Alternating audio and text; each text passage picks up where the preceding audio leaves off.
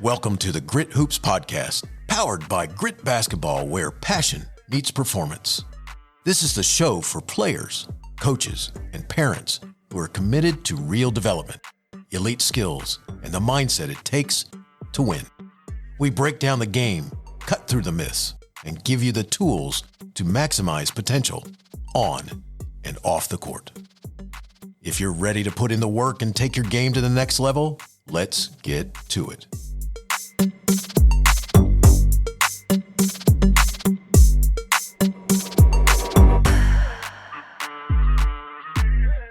Welcome to the first episode of the Grit Hoops Podcast. This is Coach Kerry here from Grit Basketball Training. The first episode here is going to talk about playing the right way.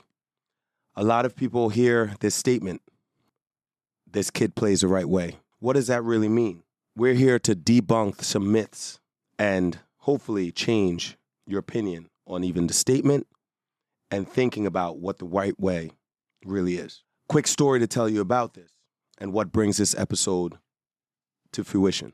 I coached a girl, Melanie Van Ness, Division I player, number one scorer in school history, and we were a great team. I coached varsity for several years, and we always tried to get her aggressive, to be a beast on the court, but we taught a system which was, like most coaches do, read and react, pass and cut, and different things along those lines. Midway through her sophomore year, when she really started coming into being a Division I player, we realized she wasn't being as aggressive as she should be. We always had these discussions. We trained on off season. I knew she could do more. All right, my assistant coach at that time, Torrin Wheeler, was very intuitive, and he said, what if we taught her to be passive through teaching our quote-unquote system? And it just, like a light bulb went off, and I realized we taught her to be unaggressive. We taught her to look to pass and cut and to not look for attacking opportunities. And we taught her to somewhat not be a beast that she can be on the court. We kind of taught her to play the quote-unquote right way, but it took away from her natural abilities and her talent level. We hear it all the time. A player plays the right way. I played for another person, a coach, that when I was playing semi-pro level, and the coach, every time we touched the ball, he yelled, swing it, swing it. Which a lot of us are guilty of doing as coaches. Swing it, swing it. And I never experienced it as much until I played for a coach that did it.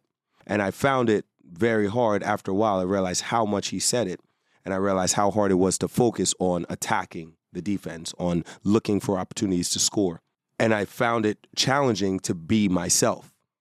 That being said, as a player, I think this perspective of playing the right way, and as a coach, our thoughts of playing the right way usually ties into passing the ball, swinging it. When they see us a play that happens where the ball swings to multiple people, everyone says that was right basketball, that was played the right way. So my question to you is, does Kobe Bryant play the right way? Michael Jordan, people that attack all the time, Giannis, do they play the right way? Allen Iverson, when he led his team to the playoffs. Caitlin Clark, when she's shooting bombs. All these people that are constantly in attack mode and constantly impacting the game. Whether it's making passes, whether it's attacking the defense, they have a sense of freedom. There's a sense of risk. There's a sense of urgency in their attack. And I am talking about this topic because I feel oftentimes playing the right way can take away from the talent and the aggression that we all have inside us.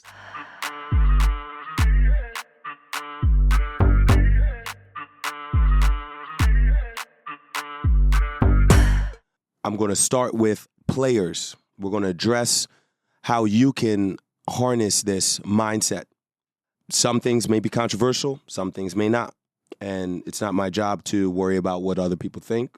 And if it's controversial or not, that's just how we flow here. Take it for what you think and go with it. players, you're going to have to ignore the noise. You're going to have to ignore the noise of fans. You're going to have to ignore the noise of sometimes even a coach screaming on the sideline. You're going to have to ignore the noise and be in the moment.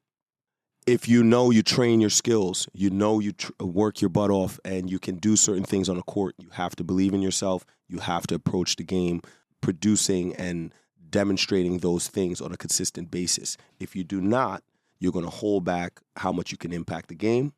You're going to hold back how much you can do overall as a player within your career. And I know it's hard to talk about career when we're thinking youth basketball or high school basketball because everyone focuses on the current game. At the end of the day, each of you have a career, each and every player. You should focus on winning the game and being the best you can be in that moment. But you should also have in the back of your mind becoming the player you're going to be a year from now, 2 years from now, 3 years from now. So players, you must silence the noise for number one. Number two, you have to train every day so that you have a high success rate at attacking. We say attack first at grit at the end of every practice. We say it at the beginning, during the middle. We talk about being aggressive at all times. This is essential. This is why we totally believe in the attack first mindset. We love offenses like a dribble drive or things like that that cultivate the kid or the player to make decisions on their own. So players, I recommend having a very strong regimen and finding someone that could help advance your skills at a fast rate, because time is the most valuable thing we all have, and you need to train on a consistent basis if you would like to be great, and you really want to be great.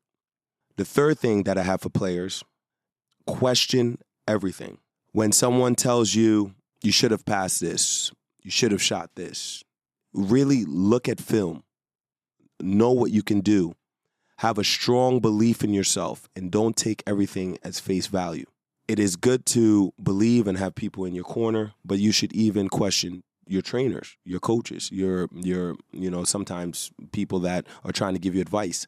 Follow the best, look at the elite players, try to take away as much as you can from your observations. If people are giving you great advice, it should be in line with the things that you're observing, right? If you look at professionals, you'll see they train, they play extremely hard. You look at the best players, you'll see these habits. So if someone's talking to you about working hard, I know that's a very general statement, but if they talk to you about working hard and being committed and having an obsessive mindset towards your craft, you will see that amongst all the best, right? Whether it's Michael Jordan, Kobe Bryant, Tiger Woods, Serena Williams, they have an obsession towards their craft. So question everything and make your own observations. Be a student of the game so that you can form a strong identity of self. So when you step on a court, you can be you. Next part of this episode, I want to talk to the coaches and a little bit the parents. But before we start, here's a quick word from Grit Basketball. Want to take your layup game to an elite level? The Grit Elite Finisher course is the fastest way to become a consistent finisher with both hands and master contested layups. This step-by-step program gives you lifetime access to high-level training and downloadable resources designed to get results fast.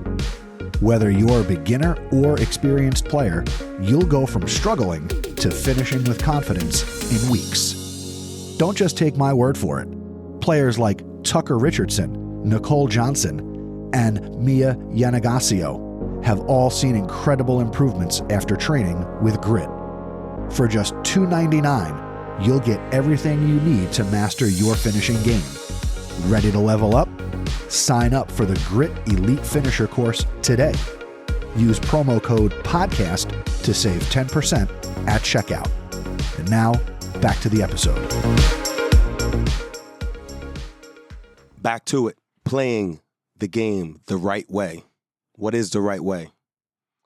Coaches, parents, I ask this because we often hear as coaches, parents yelling it from the stands and yelling a lot of things which hopefully we'll address that in another episode. But we hear people yelling about playing the right way and moving the ball and all these things. And the first question I threw out to you is, what if overcoaching is just as dangerous as not coaching at all? Why I mention that is because I believe that if we structure and limit the decisions of players and we try to control outcomes too much, we will stunt the growth of our players. Therefore, that, in my opinion, is overcoaching. So finding a balance is, I believe, the biggest challenge of coaching and of developing players, is teaching them the game, but allowing them to grow within the game. Focusing less on strategies, schemes, results, and focusing more on development, growth, and empowering players to make decisions will help players more for the long term. And we know that. But why do we focus on schemes, strategies, systems, and results? Deep down, we know if you do not have skills and if you do not have talent, it doesn't matter what schemes you run. It doesn't matter what play you put in. And the result is already set by faith if you do not have talent, if you do not have skill out there. We're very limited by coaching-wise by the talent that we have. So I think taking a more developmental and growth-minded approach would help our players, would help coaches be more successful, and would just develop the overall career and success of everyone connected to the program. So coaches and parents, I recommend taking a more developmental approach towards success rather than strategies, systems, and outcomes, which are basically results of games.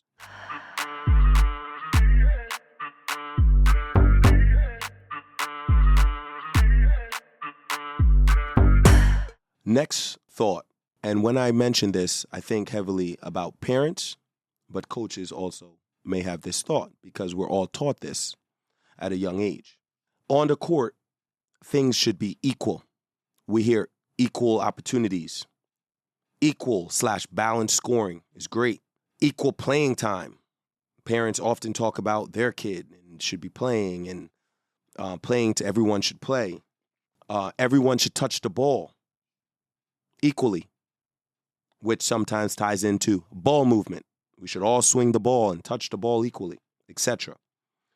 And I don't believe there's any such thing as equal. Why would we give the ball to Michael Jordan the same as we give the ball to even the second best player on that team, which is a Scottie Pippen?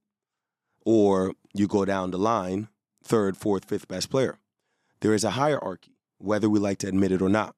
Players need to understand this. Parents need to understand this. And coaches, I think, really do understand this.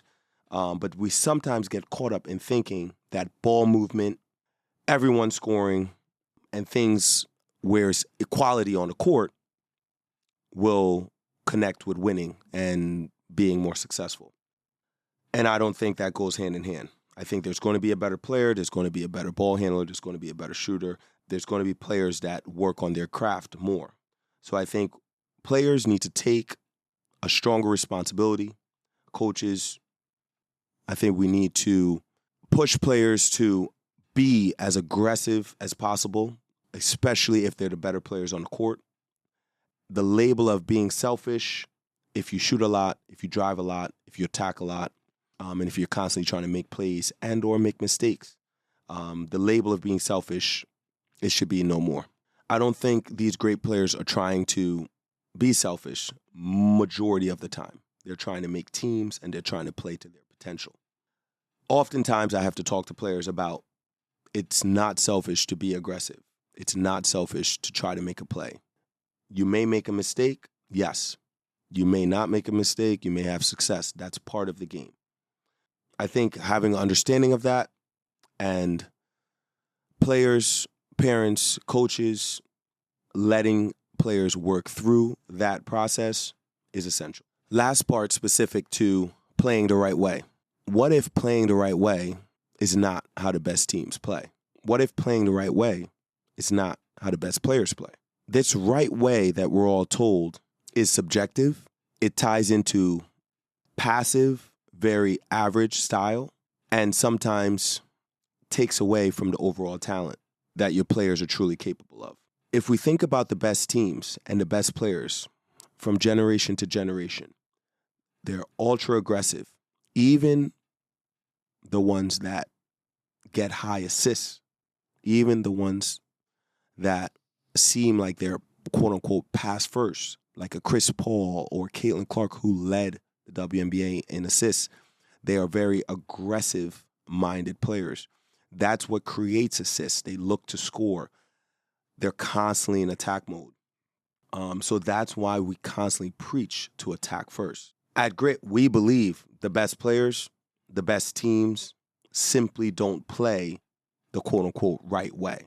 They evolve and they play their way. They attack constantly. If they're able to shoot threes from deep, they shoot them from deep. If they're able to drive and score and make plays at the hoop, whether it's any attacker that we name in the NBA or professionally or the highest level high school players, they're constantly in attack mode. The highest level college players. There's so many examples in front of us. And is this always going to work? No. Players are going to attack and have unsuccessful attempts. They're going to have bad games. They're going to have a bad quarter. But the one thing that we know is if you don't attack and if you're not aggressive, you're never going to know what you're truly capable of, and you're going to limit yourself to being average or below average. Every team has primary attackers, secondary attackers, role players that may not attack as much, like a Dennis Rodman. Their jobs might be to attack the boards, and they get the ball to give it back to the scorers and so forth. I think identifying your primary attackers, which usually are players that train and that work on their skills constantly, probably one of your more athletic, naturally athletic kids, but that does not tie into a primary attacker. Usually it's a correlation between skills, a combination between skills and athleticism and athletic ability overall. So identifying primary attackers, secondary attackers, we would consider like a shooter that can't create on their own, similar, maybe a Klay Thompson and so forth. Those would be like secondary attackers, right? If we think of the game like this, everyone should be aggressive within their limitations, what their skills are. We should teach every kid to be aggressive. If you do not have offensive skills, you probably shouldn't touch the ball as much as someone that does have offensive skills. That's common sense. Therefore, I challenge even the swinging the ball around, everyone touching the ball equally and so forth. We should have our primary attackers always attacking, trying to collapse the defense, putting pressure on the defense. Our secondary attackers attacking when they receive the ball, usually from our primary attackers. They collapse the defense as well at times. And then our other role players, our other options, they attack in different ways, from screening, defensively, rebounding. So start thinking the game maybe in a different way. Where are you a primary attacker? Are you a secondary attacker? Are you in that role player spot? If you want to move up in that totem pole, you need to work on your game. Parents, start thinking about it like that as well. I hear parents often say, oh, this other kid gets the ball, or the coach only runs plays for this other kid. Instead of complaining about the situation, get your kid better, or that kid, if you're listening, get better, and then you can improve within your role, right? Maybe you become a secondary attacker if you were just a role player. You couldn't shoot, now you could shoot. You were just a rebounder, now you could shoot. And now you add in that you could create off the dribble. Now maybe you start falling into a primary attacker. But you need to move up, all right? If you're a team that has multiple primary attackers, you're going to be a very good team. For example, the Celtics, or this year, or we can name multiple teams that have several attackers when we look at professionals, right? And then you might have a couple role players here or there, right? So it doesn't matter if it's college, high school, professional. If you have multiple primary attackers, you're going to be a very successful team. If you're playing you're a lower level team and you have role players that are trying to be primary attackers, you're obviously not going to be that successful. If you have secondary attackers trying to be primary attackers, you might have some moderate success. But you need to have players that have the ability to create their own shot, attack the defense, and then most importantly, we have to keep those players in attack mode at all times, relentlessly. Think of the mindset of a Kobe Bryant. Think of the mindset of a Michael Jordan. Think of a mindset of an Allen Iverson. That's the mindset you want your primary attacker to have. Your secondary attacker still has the same mindset. This is an interesting thing. They're just doing it within their skill set. So they might be a shooter. Every time they catch the ball, they are looking to attack. They might not attack off the dribble. They might not attack off different things, but they're attacking within their skill set. Someone that has a limited skill set, they may attack on the boards, defensively, screening. There's other ways to attack, running the floor. All right. So players, you have to figure this out. Coaches, I challenge you to think about the game maybe in this way, and it might help you identify a different way for your team to attack the defense and give you a different way to talk to your players about being aggressive. To wrap it up here, playing the right way, I believe, can lead to overthinking, trying too hard to control environments and outcomes, and unaggressive play. So let's rethink this statement of playing the right way, and let's challenge players to play aggressively and with the attack-first mindset specific to their skills, and always work and develop the skills of all of our players so that one day we could have multiple primary attackers, secondary attackers, and we'll always have the kids that don't want to work on their game, so you'll always have your role players that are able to contribute. But let's develop kids to think on their own, to be the most aggressive player on the court, and to showcase their true potential by being ultra aggressive and by being the best version of themselves through making their own decisions and hunting for opportunities to attack. Thank you for listening to the first episode of the Grit Hoops podcast. If you got value from today's episode, share it with someone. Maybe you know a player, a coach, or a parent that can pull some value and can reshape the way they think and see the game. If you have any questions that you would like us to address, email us at podcast@gritbasketball.com. We will be answering questions and showing you love on the pod. So stay updated and stay tuned for the next episode. And always remember to attack first. That's a wrap for this episode of the Grit Hoops podcast. If you found value in today's conversation, be sure to subscribe or follow so you never miss an episode. Got questions or topics you want us to cover? Hit us up at gritbasketball.com/podcast or connect with us on social media. And remember, greatness isn't given, it's earned.